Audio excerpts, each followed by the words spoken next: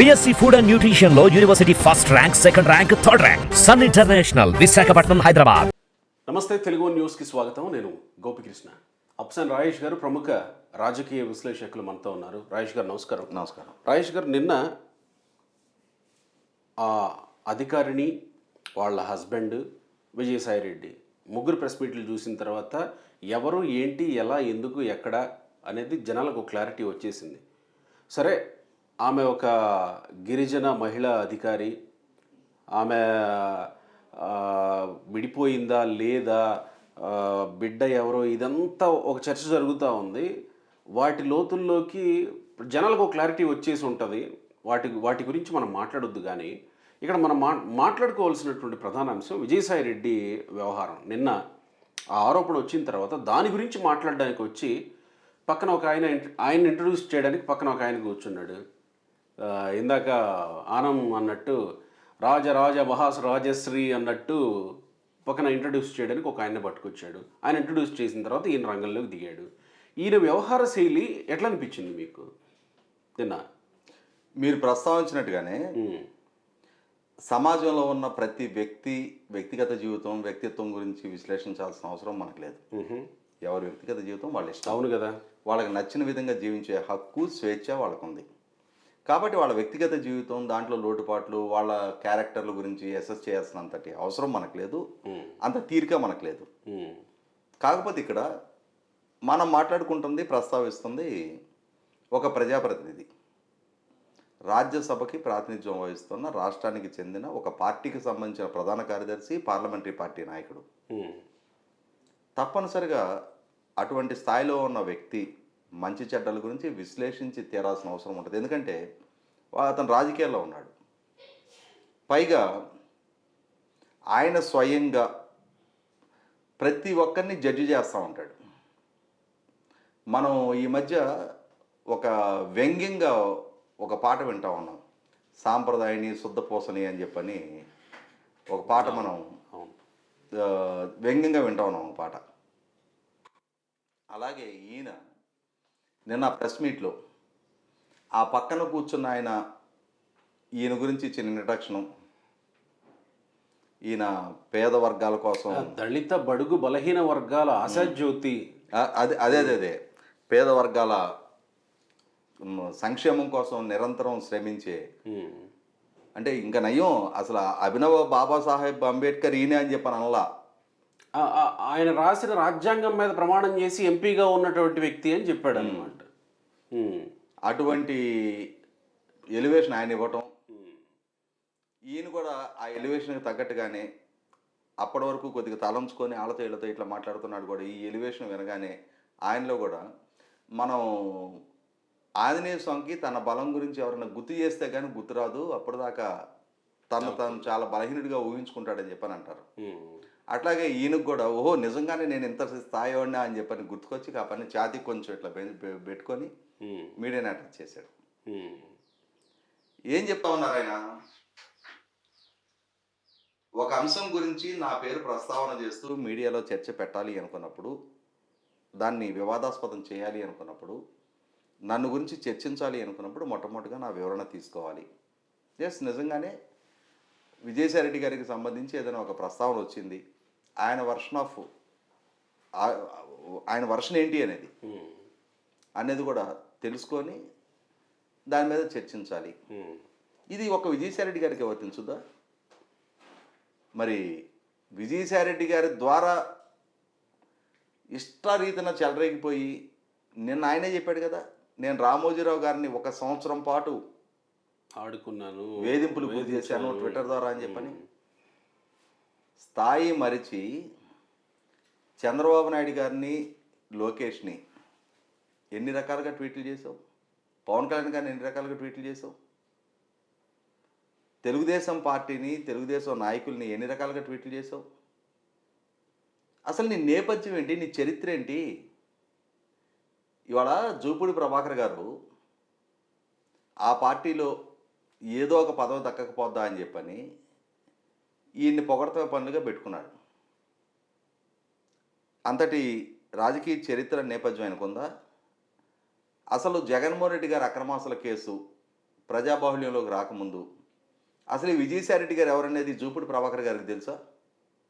చెప్పాను గుండెల మీద చేసుకొని. ఇంకా జూపుడు ప్రభాకర్ గారు ఐఆర్ఎస్ అధికారిగా, ఆయన మాలా మహానాడు అధ్యక్షుడిగా తన సామాజిక వర్గ ప్రయోజనాల కోసం ప్రభుత్వాలతోటి నిత్యం సంప్రదింపులు పోరాటాలు చేస్తూ ఉన్న ప్రజా జీవితంలో ఉన్న ఒక వ్యక్తిగా 10 మందికి తెలుసు. కానీ ఏ ప్రజా పోరాటాల నుంచి విజయసాయిరెడ్డి ఎదిగొచ్చాడు? అతను రాజశేఖర రెడ్డి గారి ద్వారా కొన్ని పనులు చేయటానికి నియామకం చేయబడ్డ వ్యక్తి. ఏం పనులు చేయడానికి నియామకం చేయబడ్డాడు? వాళ్ళ కుటుంబ చార్ట్ అకౌంటెంట్. ఈయనలో ఉన్న ప్రావీణ్యాన్ని గుర్తెరిగి రాజశేఖర రెడ్డి గారు తిమ్మిని బమ్మించేయగలిగే సామర్థ్యం ఈయనకు ఉంది, అసలుని తప్పుని ఒప్పుగా చేయగలిగే సామర్థ్యం ఈయనకుంది అని చెప్పని గుర్తించి ఈయన్ని వైశ్య బ్యాంకు డైరెక్టర్గా చేశారు. చేసిన తర్వాత ఆ వైశ్య బ్యాంకు డైరెక్టర్గా తన పరపతిని ఉపయోగించి జగన్మోహన్ రెడ్డి గారి సంస్థలకు కావాల్సిన లోన్ ఇప్పించి ఆ పదవి నుంచి రాజీనామా చేసేసాడు. అంటే ఏంటి? వైశ్య బ్యాంక్ నుంచి జగన్మోహన్ రెడ్డి గారి సంస్థల్లోకి లోన్ ఇప్పించడం కోసం నియామకం చేపట్టబడ్డాడు ఆయన. టార్గెటెడ్గా ఒక కన్సైన్మెంట్ కోసం ఈయన అక్కడ పెట్టారు. ఆ కన్సైన్మెంట్ పూర్తయిపోయింది, రిజైన్ చేశాడు. తర్వాత మారిషస్కు సంబంధించిన ఒక కంపెనీ నుంచి జగన్మోహన్ రెడ్డి గారి సంస్థలకు పెట్టుబడులు రావాలి. ఆ సంస్థలో డైరెక్టర్గా ఈయన అపాయింట్ అయ్యాడు. ఆ సంస్థ నుంచి ఈ కంపెనీలోకి పెట్టుబడులు వచ్చినాయి.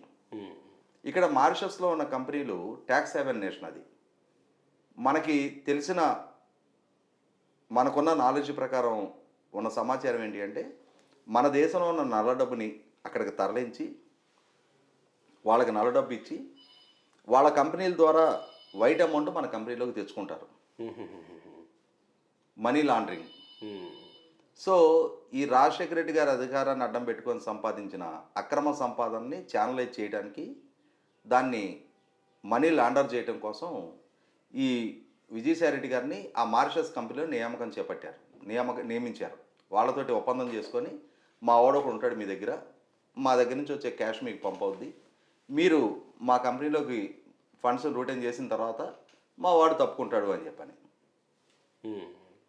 నెక్స్ట్ అసైన్మెంట్ ఇది సక్సెస్ఫుల్గా పూర్తి చేశాడు.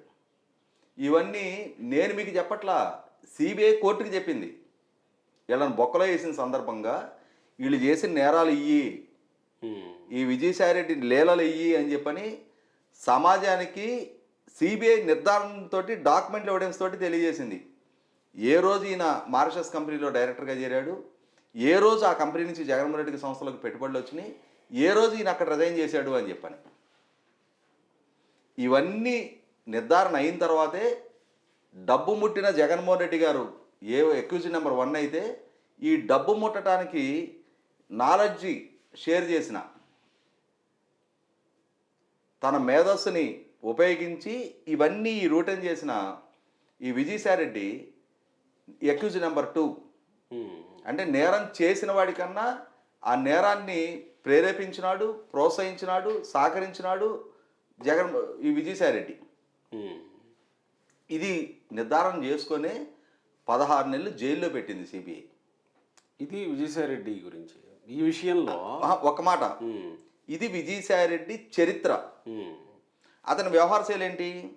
ఇన్ని తిప్పలు పడ్డాడు కదా, నా కోసం 16 నెలలు జైల్లో కూడా ఉన్నాడు కదా, నా కోసం ఎక్కడెక్కడ కంపెనీలని సృష్టించి వాటి నుంచి నాకు డబ్బులు ట్రాన్స్ఫర్ చేసి ఇవన్నీ చేస్తున్నాడు కదా, ఈ మాస్టర్ మైండ్ నాకు రాజకీయంలో కూడా సహకరిస్తాడు అని చెప్పని పార్టీలోకి తీసుకొచ్చి ప్రధాన కార్యదర్శిగా చేసుకొని రాజ్యసభ సభ్యత్వం ఇచ్చి పార్లమెంటరీ పార్టీ నాయకుడిగా జగన్మోహన్ రెడ్డి గారు చేశారు.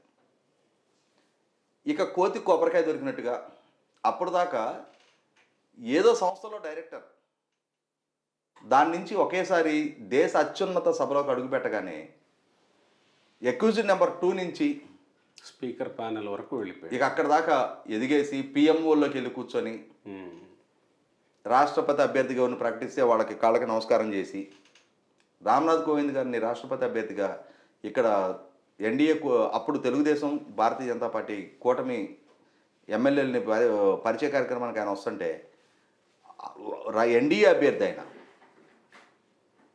తెలుగుదేశం భారతీయ జనతా పార్టీ ఆయనకు మద్దతు ప్రకటించున్నాయి. వీళ్ళు ప్రత్యర్థులు అయినా సరే అమరావతి వెళ్తే కానీ వాళ్ళు గెలవరు. వీళ్ళు బేగంపేట ఎయిర్పోర్ట్లోనే కాళ్ళు మొక్కుడు కార్యక్రమం బిగిన్ చేశారు. A1 A2 ఇద్దరు కాళ్ళు మొక్కారు. లైవ్లో చూసాం మనందరం. కేసీఆర్ గారితో జగన్మోహన్ రెడ్డి గారి ములాఖాత్ సందర్భంగా, విందు భోజనాల సందర్భంగా కేసీఆర్ గారి కాళ్ళకు మొక్కింది లైవ్లో చూసాం మనం. అంటే అందితే చుట్టూ, అందకపోతే కాళ్ళు. అందితే చుట్టూ ఎవరి దగ్గర? జగన్మోహన్ రెడ్డి గారు అధికారాన్ని అడ్డం పెట్టుకొని జగన్మోహన్ రెడ్డి గారు రాజకీయ ప్రత్యర్థుల్ని వేధింపులకు గురి చేయడానికి జుట్టు పట్టుకునే ప్రయత్నం చేయడం. నిన్న చెప్పాడు కదా, రామోజీరావు గారిని సంవత్సరం పాటు వేధించాను నేను అని చెప్పని. లేదు మనకు అవసరాలు ఉన్నాయి, మనకన్నా పెద్దవాళ్ళు అనుకున్న వాళ్ళ దగ్గరికి వెళ్ళేసి ఇది. ఈ విజయసాయిరెడ్డి నిన్న సభ పెట్టి నేను మీ అంతు తేలుస్తా, మిమ్మల్ని అక్కడికి ఈడుస్తా, ఇక్కడికి ఈడుస్తా, ఆ సంస్థ దగ్గర ఫిర్యాదు చేస్తా, వీళ్ళ దగ్గర ఫిర్యాదు చేస్తా అని చెప్తున్నాడు. నువ్వు చేసుకో, ఇబ్బంది లేదు. కానీ ఇక్కడ అసలు సిసలు దీంట్లో ఈ ఆరోపణల మాటన కప్పిపెట్టబడుతున్న వాస్తవాన్ని నేను మదన్మోహన్ ఒక అంశంతో బయటికి లాక్కొచ్చాడు.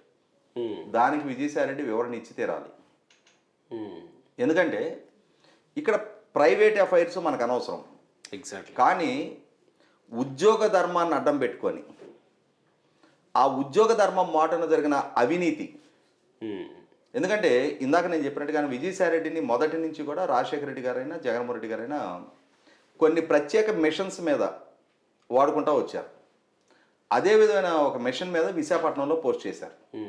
లేకపోతే అసలు విశాఖపట్నం ఈయన అమ్మగారు ఊరా, అత్తగారు ఊరా? ఈయన నెల్లూరు జిల్లా వాడు. నెల్లూరే. ఈయనకి విశాఖపట్నంతో ఏం పని? కాపురం హైదరాబాద్లో ఉంటున్నాడు. రాజ్యసభ సభ్యుడిగా ఆయన రిజిస్ట్రేషన్ చేసుకోదలుచుకుంటే అయితే నెల్లూరు కావాలి, లేదా హైదరాబాద్ కావాలి. విశాఖపట్నాన్ని ఎందుకు ఎంపిక చేసుకున్నాడు? జగన్మోహన్ రెడ్డి గారికి విశాఖపట్నం అనేది ఒక బంగారు కొండలాగా కనపడుతుంది.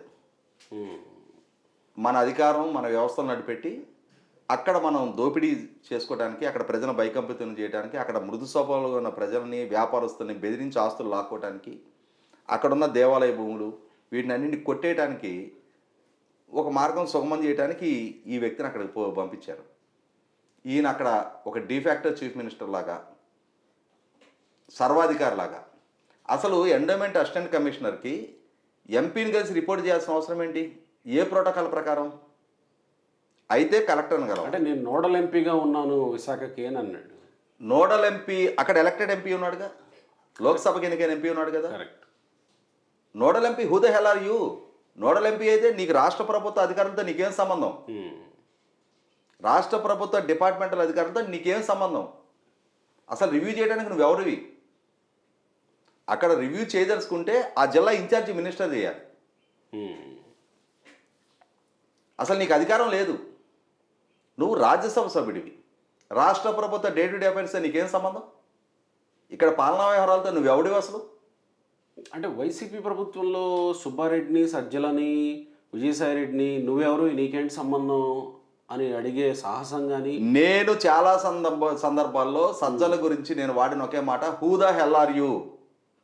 ప్రభుత్వం నుంచి జీతం తీసుకుంటున్న జీతగాడివి, నువ్వెవరివి రాజ్యాంగేతర శక్తిగా వ్యవహరించడానికి అని చెప్పని నేను ఏమిదైతే చెప్పానో ప్రజలు కూడా దాన్ని పరిగణలోకి తీసుకున్నారు. కాబట్టి నారాయణ రాళ్ళం కొన్ని వందల మంది, వేల మంది చెప్పున్నాం కాబట్టి వాళ్ళు అడగలేకపోయారు, మీరు అడిగారు, పరిగణలోకి తీసుకున్నారు. కాబట్టి ఎవరిని ఎక్కడ ఉంచాలో అక్కడ ఉంచారు.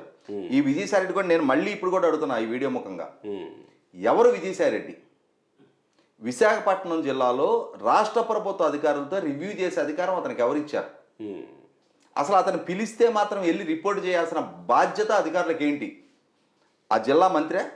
రాష్ట్ర ప్రభుత్వ స్థానిక ఎమ్మెల్యేకి చెప్తే అర్థం ఉంది. అదే లేదు ఈ జిల్లా ఇన్ఛార్జి మినిస్టర్ లేదా ఆ జిల్లా నుంచి ప్రాతినిధ్యం వహిస్తున్న మంత్రి ఎవరు ఉంటే వాళ్ళకి చెప్తే అర్థం ఉంది. అట్లాంటిది పరిధి దాటి వ్యవహరించి అక్కడ రెండు పనులు పెట్టుకున్నారు వీళ్ళు. మొట్టమొదటిది అశోక్ గజపతిరాజు గారి ఆధ్వర్యంలో ఉన్న మాన్సాస్ ట్రస్ట్. ఓకే. ఆ మాన్సాస్ ట్రస్ట్ని హస్తగతం చేసుకోవాలి. ఆ ట్రస్ట్ కింద వేల కోట్ల రూపాయలు ఖరీదు చేసే భూములు ఉన్నాయి. చాలా విలువైన ఆలయాలు, ఆలయ సంపద ఉంది. వాటిని హస్తగతం చేసుకోవాలని ప్రయత్నం చేశారు. దానికోసం వీళ్ళ అధికారాన్ని దుర్వినియోగం చేసి పరిధి దాటి ఆ ట్రస్ట్ బైలాస్ని దేవాదాయ శాఖ ఆధ్వర్యంలో మాన్సాస్ ట్రస్ట్ పనిచేస్తుంది, దేవాదాయ శాఖ మానిటరింగ్లో. ఆ ట్రస్ట్ బైలాస్ని మీరి అశోక్ గజపతి రాజు గారిని వీళ్ళకి లేని అధికారాన్ని ఉపయోగపెట్టి ఆయన్ని ట్రస్టీగా తప్పించి సంచేత అని చెప్పని ఈ కుటుంబం నుంచి ఎప్పుడో సంబంధ బాంధవ్యాలు తెంపేసుకుని ఆమెను తీసుకొచ్చి ఆమెని ట్రస్టీగా నియామకం చేపట్టి ఆమె ద్వారా పనులు చక్కబెట్టుకోవాలని ప్రయత్నం చేశారు. అది అవ్వలేదా? గౌరవ హైకోర్టు ఆదేశాలతోటి ఆ పప్పులు ఉడకలా. ఇక అప్పుడు అర్థమైంది అశోక్ గజపతి రాజు గారిని మనం ఇబ్బంది పెట్టలేం, ఆ ట్రస్ట్ని హస్తగతం చేసుకోలేమని చెప్పని డిసైడ్ అయిన తర్వాత దేవాదాయ శాఖలో ఇంకేమేమి ఉన్నాయి, మనం ఏమేం మ్యానిపులేట్ చేసి మనం హస్తగతం చేసుకోవచ్చు అన్నాక ఇదేదో ప్రేమ సమాజం భూములు, ఈ భూములు ఉన్నాయి, ఎండోమెంట్ వాళ్ళ సహకారంతో ఇంటి కొట్టేయచ్చు అని చెప్పని కొద్దిగా ఎవరిచ్చారు సమాచారం? ఆ కన్సల్ట్ అధికారులు ఎవరైతే వీళ్ళతో చనువుగా ఉంటారో, వీళ్ళు ప్రలోభ పెడితే ప్రలోభ పడతారో వాళ్ళ దగ్గర నుంచి ఆ సమాచారం అందింది. అక్కడ వీళ్ళ సహకారం తీసుకున్నారు, ఆ భూములు చక్కబెట్టుకున్నారు. ఆ చక్కబెట్టుకున్నందుకు నిన్న ఎండోమెంట్ అసిస్టెంట్ కమిషనర్గా పనిచేసిన శాంతి భర్త నిన్నేం చెప్తున్నాడు? 2,60,00,000 రూపాయలతోటి మాకు విల్లా కొనిపెట్టాడు, ₹1,00,00,000 వైట్ అమౌంట్ పే చేసాం, ₹1,60,00,000 క్యాష్ కాంపనెంటు, క్యాష్ నేనే వాళ్ళ దగ్గర నుంచి క్యారీ చేశాను అని చెప్పని చెప్తున్నాడు. ఇక్కడ ప్రేమ సమాజం భూములు లబ్ధారులు ఎవరనేది అనవసరం. లంచం ఇచ్చింది విజయసాయిరెడ్డి ₹1,60,00,000. అంటే ఆ పనులు చక్కబెట్టినందుకు ఇచ్చిన లంచంగానే పరిగణిస్తున్నా దాన్ని నేను. బయట 3 రోజులుగా చలామణి అవుతున్న ఇంకేదో దానికోసం ఇచ్చారనుకోండి నేను అన్నాను, నాకు సంబంధం లేదు. అది ఖచ్చితంగా ఆమె అధికారాన్ని దుర్వినియోగం చేసి ఆ అధికార దుర్వినియోగం ద్వారా వీళ్ళకి ప్రయోజనాలు కల్పించి భూములు కట్టబెడితే దానికి కిక్ బ్యాక్గానే ఈ ₹1,60,00,000 క్యాష్ వచ్చింది. ₹1,60,00,000 black amount. Income tax ED దానిలో కూపి లాగాల్సిన అవసరం ఉంది. అసలు ఆ ₹1,60,00,000 సోర్స్ ఏంటి అంటే వీళ్ళకున్న వేల కోట్లు లక్షల కోట్ల లావాదేవీలతో పోలిస్తే ₹1,60,00,000 అనేది మనకి చాలా పెద్ద అమౌంట్, కానీ వాళ్ళకి పీనట్తో సమానం. అయినా సరే రూపాయి అయినా లంచమే. ఒక ప్రభుత్వ ఉద్యోగికి ₹1,60,00,000 ఆఫర్ చేశారు అని అంటే ఎన్ని వందల కోట్ల ప్రయోజనం వాళ్ళకి దక్కితే ₹1,60,00,000 క్యాష్ కాంపనెంట్ ఇచ్చారు అంటే అన్ని వందల కోట్ల ఆర్థిక ప్రయోజనం వాళ్ళకి దక్కింది అని అంటే అది ప్రజలకు సంబంధించిన లేదు దేవాలయాలకు సంబంధించిన ఆస్తే కదా. అవును, 100% ఈ విషయంలో ఏసీబీ విచారణ జరిపిస్తారా, సిఐడి విచారణ జరిపిస్తారా, సిబిఐ విచారణకు ఆదేశిస్తారా, జ్యుడిషియల్ విచారణ జరిపిస్తారా? విశాఖపట్నంలో కూర్చొని ఒక్క అధికారి గురించి మనం 3 రోజులుగా చర్చ జరుగుతుంది. ఇంకెంతమంది అధికారులను ప్రలోభపరుచుకున్నారో, ఇంకెన్ని వ్యవస్థల్ని ఇంకెన్ని ఆస్తులను కొట్టేశారో. దీని మీద గతంలో సిట్ విచారణ జరిగింది, కానీ ఇంకా మెరుగైన విచారణ జరగాలి. వీళ్ళ ప్రతి కదలిక వీళ్ళతోటి ఎవరెవరు కలిశారు 100% ఈ అవినీతి లావాదేవీలు మొత్తాన్ని బయటికి లాగాలి. ఖచ్చితంగా ఈ ₹1,60,00,000కి సోర్స్ ఏంటి? అసలు లంచం ఇచ్చిన వాళ్ళు పుచ్చుకున్న వాళ్ళు ఇద్దరు నేరస్తులే ఇక్కడ. అంటే ఇక్కడ కేవలం ఆమె ఎవరో ఏదో తప్పు చేశారు, వాళ్ళ భర్త రోడ్డుకి ఎక్కాడు, ఇది కాదు విషయం. ఇక్కడ అసలు అది మనకు సంబంధం లేని వ్యవహారం. ఇప్పుడు నేను ఇందాకే చెప్పా కదా, ఎవరి వ్యక్తిత్వాలకి సర్టిఫికెట్ ఇవ్వడానికి మనం లేవు, మనకు అవసరం లేదు. ఎవరి వ్యక్తిగత జీవితం మహా అయితే ఆమె పట్ల కంప్లైంట్ ఉంటే ఆమె భర్త రోడ్డు ఎక్కేసుకుంటాడు, లేదు ఆమె కన్న తల్లిదండ్రులు, లేదు ఓహో వస్తే ఆమె కన్న పిల్లలు, వాళ్ళకి ఆక్షేపణీయం. మనకు బయట వ్యక్తులకు మనకు సంబంధం లేదు. అది ఈ విషయంలో ఇంత జరుగుతూ ఉంటే వైసీపీ నుంచి ఎవ్వరూ స్పందించలేదు, ఒక్క విజయసాయిరెడ్డి తప్ప ఎవరూ స్పందించలేదు. జగన్ కూడా కొంత విజయసాయిరెడ్డిని దూరం పెట్టాడు అనే వార్తలు కూడా వింటా ఉన్నాం. ఎట్లా అనుకోవాలి దీన్ని? ఇప్పుడు ఒకటేంటంటే ఏముందిలే ఇవన్నీ సర్వసాధారణమే కదా అనే నిర్లిప్తత వాళ్ళలో ఏర్పడి ఉంటుంది. ఎందుకంటే అన్నీ ఆ గుంపులో గొర్రెలే. ఒకటి దొంగగడ్డి తింటే అన్నీ తినేయి, ఒకటి మాత్రమే సత్యమైన గొర్రె మిగిలినవన్నీ దొంగగడ్డి తినే కాదు, ఒకటి మాత్రమే దొంగగడ్డి తిని మిగిలినవన్నీ సత్యమైనవి కాదు. కాబట్టి ప్రజలు ఆ గుంపుకి ఏ శిక్ష వేయాలో ఆ శిక్ష వేశారు. అందువల్ల ఇవాళ ఒకరినొకరు సమర్థించుకోవటానికో విమర్శించుకోవటానికో ఎవరి కాళ్ళకి ఆ నైతికత లేదు. కానీ ఇప్పుడున్న ప్రభుత్వానికి ఆ బాధ్యత ఉంది. వెలికి ఈ జరిగిన అక్రమాలు, అరాచకాలు, అవినీతి, ప్రభుత్వాస్తుల పరాధీనం, వీటన్నిటి మీద లోతైన విచారణ జరగాలి. అదే సందర్భంలో నిన్న విజయసాయిరెడ్డి ప్రెస్ మీట్ పట్ల కూడా నాకు చాలా ఆక్షేపణ ఉంది. అతను ఉద్యోగ ధర్మం మీద అక్కడికి వచ్చి కూర్చున్న విలేకరులు, నేను కొన్ని వివరాలు మీతో షేర్ చేసుకోవాలి, వాటిని ప్రజలకు తెలియజేయాలి, మీరు రండి అని ఇతను ఆహ్వానిస్తే వాళ్ళు వచ్చి కూర్చున్నారు అక్కడ. అవును, వాళ్ళకేం గాడు బట్టి వీళ్ళ దగ్గరికి రాలా. మీరు రండయ్యా బాబు, కొద్దిగా మా దగ్గరకు వచ్చి మా సమాచారం ప్రజలకు చేర్చండి అని చెప్పి నేను అభ్యర్థిస్తే వాళ్ళు వచ్చి కూర్చున్నారు. ఈయన కింద కట్టుబానిసలు కాదు వాళ్ళు. అటువంటి దగ్గర ఈయనకి మీడియా సంస్థలతో విభేదాలు ఉండుండొచ్చు, వాళ్ళ మీద కంప్లైంట్ ఉంటే ఉండుండొచ్చు. వాళ్ళతో పోరాటం చేయగలిగే సామర్థ్యము, దమ్ము, ధైర్యం ఈయనకు ఉన్నాయని చెప్పి ఈయన చెప్పుకుంటాడు. కాబట్టి నీ దగ్గర సరుకుంటే నువ్వు వెళ్ళి వాళ్ళకు నువ్వు కలిసి ఒక బాక్సింగ్ గిరిగీసుకొని కొట్లాడుకోండి.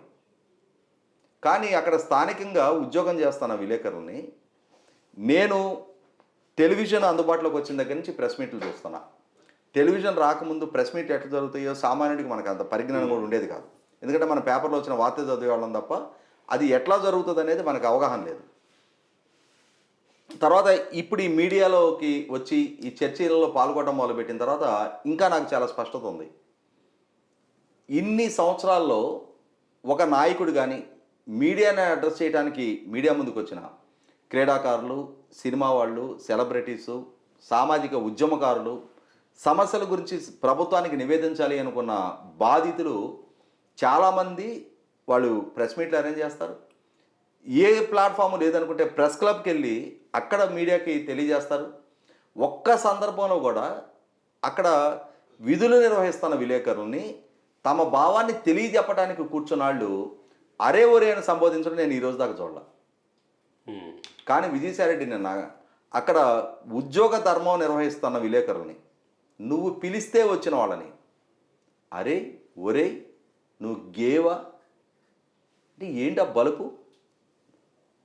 ఈ విషయంలో జర్నలిస్టు సంఘాలు కూడా ఖచ్చితంగా స్పందించాల్సిన స్థాయిలో స్పందించలేదు. డెఫినెట్గా జర్నలిస్ట్ సంఘాలు స్పందించాలి. ఎందుకంటే అక్కడ మనకి వాళ్ళు జూపిడి ప్రభాకర్ గారు, విజయసాయిరెడ్డి గారు ఇద్దరు కూర్చొని ఆ లాస్ట్ లైన్లో వాళ్ళు మాట్లాడుకుంటా డిస్టర్బెన్స్ అవుతుంది అని చెప్తున్నారంటే ఆ హాలు నిండిపోయే అంతటి స్థాయిలో అక్కడ జర్నలిస్టులు అటెండ్ అయ్యారు. అంతమంది ఛానల్స్ నుంచి తర్వాత పత్రికా రంగం నుంచి అంతమంది హాజరైన దగ్గర ఒక సాటి జర్నలిస్ట్ని అంత అవమానకరంగా మాట్లాడుతున్నప్పుడు లేచి ప్రశ్నించాలి. అరే ఉదయ్ అంటున్నాడు, అరే విజయసాయి అన్నట్టయితే తలెక్కడ పెట్టుకునేవాడు? మర్యాద, గౌరవం ఇచ్చిపుచ్చుకోవాలి. అసలు ఆ మాత్రపు వయసు, ఇంగితం, వయసు వచ్చింది కానీ ఆ ఇంగితం ఉందా? 100% పాళ్ళు విజయసాయిరెడ్డి పరిద్దాటి ప్రవర్తించాడు. అంటే ఫ్రస్ట్రేట్ అయిపోయాడు, అడుగుతున్న ఫ్రస్ట్రేట్ కాదు, సంస్కారహీనంగా ప్రవర్తించాడు. ఇదే విజయసాయిరెడ్డి గతంలో ఎంతమందిని ఎన్ని సందర్భాల్లో పరిధి దాటి ట్విట్టర్ ద్వారా ఎంత జుగుసాకరమైన భాషతోటి ట్వీట్లు చేశాడో చూసాం మనం. అవసరార్థం కాళ్ళు పుచ్చుకుంటాడు, అవసరం తీరిన తర్వాత అత్యంత బలుపుతోటి, అహంకారంతో అధికారం మా చేతిలో ఉంది కదా అని చెప్పని ఇప్పుడు కూడా అదే వైఖరి ప్రదర్శిస్తూ ఉన్నాడు. నిన్న కులాల ప్రస్తావన తెస్తున్నాడు. నువ్వు కడుపుకు అన్నం తింటుంటే నీకు విరోధం ఉన్నది ఎవరో వాళ్ళతో డైరెక్ట్గా వాళ్ళ పేరు పెట్టి వాళ్ళతోటి నీకున్న విభేదం ఏంటో ప్రశ్నించుకో, ప్రస్తావించుకో, వాళ్ళతో పోరాటం చేసుకో. మొత్తం కులం గురించి ప్రస్తావన ఎందుకు తెస్తున్నావు నువ్వు? నీకు ఘర్షణ కులంతోటే, వ్యక్తులతోటే? నీకు విభేదాలు ఎవరితో ఉన్నాయో వాళ్ళ మీద పోరాటం చేసే సామర్థ్యం, సరుకు ఉంటే డైరెక్ట్గా వాళ్ళతో ఇంటరాక్ట్ అవ్వు. నేను ఇందాక చెప్పినట్టుగా ఒక గిరిగీసుకొని కలబడుకోండి. నువ్వు కులాన్ని గురించి ఎందుకు ప్రస్తావన చేస్తున్నావు? నిన్న ఒక ట్రైబల్ మహిళ అని చెప్పని మొత్తం కులానికి ఆపాదించి ఒక వ్యక్తి ఇష్యూని మొత్తం గిరిజనులకు ఆపాదించే ప్రయత్నం చేశావు. ఎన్టీ రామారావు గారి కుమార్తె ఉమామహేశ్వర గారు చనిపోతే ఆ కుటుంబం శోక సముద్రంలో ఉంటే, వాళ్ళు బాధపడతా ఉంటే నువ్వు ఆ మరణాన్ని వక్రీకరించి రాజకీయ పబ్బం గడుపుకోవడానికి ప్రయత్నం చేశావు. నువ్వేమన్నావు? ఆమె నిన్న ఎండోమెంట్ అధికారిని మొత్తం ట్రైబల్కి ప్రతినిధిగా చిత్రీకరించావు. ఆమె స్థానంలో ఒక కమ్మ సామాజిక వర్గం వాళ్ళు ఉంటే ఈ విధంగా చేస్తారా అని అన్నావు. నేను ఇప్పుడు అడుగుతున్నా, మిస్టర్ విజయసాయిరెడ్డి, ఎన్టీ రామారావు గారి కుమార్తె స్థానంలో ఇంకొక రెడ్డి వర్గీయులు ఎవరన్నా ఉంటే ఇంత రచ్చ చేసుండేవాడివా? సాహసించేవాడివా? పురంధరేశ్వర గారి స్థానంలో, భువనేశ్వర గారి స్థానంలో, లోకేష్ స్థానంలో, చంద్రబాబు నాయుడు గారి స్థానంలో రెడ్డి సామాజిక వర్గీయులు ఉంటే నువ్వు ఇంత స్థాయిలో రచ్చ చేసుండేవాడివా? ముందు నీ చిత్తశుద్ధి గురించి వివరణ ఇచ్చి మిగిలిన కులాల గురించి ప్రస్తావించు.